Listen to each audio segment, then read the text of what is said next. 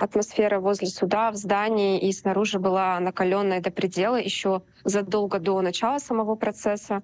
То есть за 2 часа до начала слушания здесь уже собрались люди, журналисты. И каждый раз, когда проходили мимо адвокаты или родители подсудимых, было очень эмоционально. То есть журналисты пытались как-то с ними поговорить, но на контакт они не шли. Более того, требовали удалить то, что снимали журналисты, просили не показывать их лица и грозились подать в суд, если мы их продемонстрируем у нас там в эфире и вообще в дальнейшем в своих выпусках. Ну а в суде было очень эмоционально. Там были крики, слезы, отчаяние, боль. Даже были нецензурные выражения, маты. То есть таким образом родители подсудимых и сами подсудимые выражали свое несогласие с вынесенным приговором.